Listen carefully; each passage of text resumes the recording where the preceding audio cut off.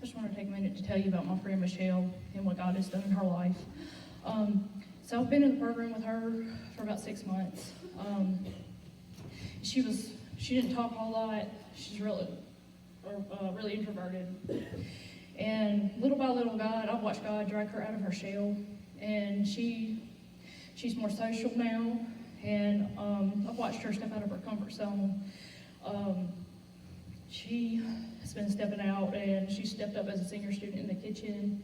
She is over our jewelry that we make, and she's a jewelry making machine. And she's really, just right then, she lights up the room on her little part, and now behold, y'all, she's really stepped up on her ministry, and she's done very good on that.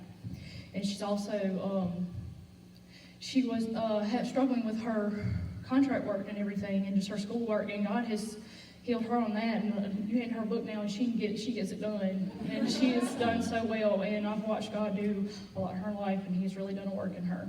And now she's going to tell you about her story.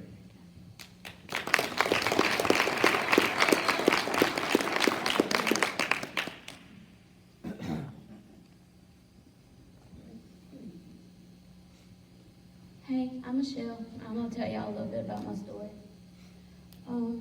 I grew up as an only child. I had the best parents anybody basically asked for.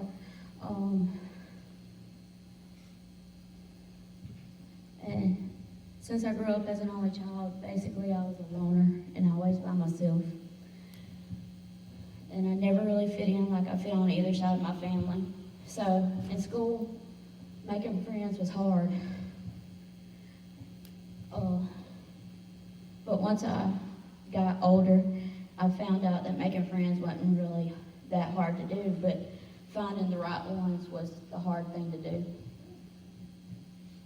So I ended up in a group of friends that led me to a life of use and abuse.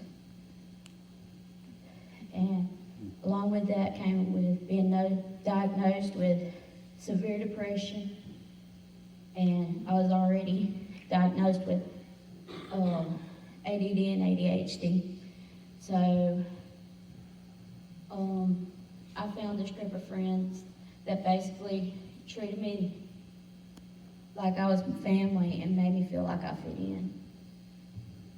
And even though they made me feel like I fit in with them, they introduced me to the wrong things such as alcohol, pain pills, and other things. But I really never formed an addiction to any of those. After a few years, I was introduced to meth by the same group of friends. I turned it down for a while, but then I gave in and I was hooked. And I was staying back and forth between friend's house and friend's house for 8 months. And then I was forced to get clean and sent to a mental hospital because I had not been taking any of my depression medicine, none of my diabetes medicine, nothing like that. I hadn't been on any of my medicines in basically months. And I stayed clean for 8 months. In February of last year, I went back into my addiction and forgetting to take my medicines again. I was back running the roads again. My mama or my daddy never knew where I was.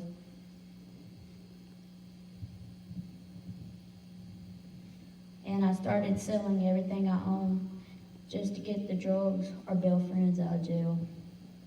I got pulled over and almost went to jail one day last April. So instead of going to jail, I went to the mental hospital, and 2 weeks later, I was in Teen Challenge. Since I've been in Teen Challenge, God has let me see that my family really does love me, and I do fit in on both sides of my family. God is using me to get people to go to church that haven't been in a while. He has gotten me out off of all of my medicines except for my diabetes medicine.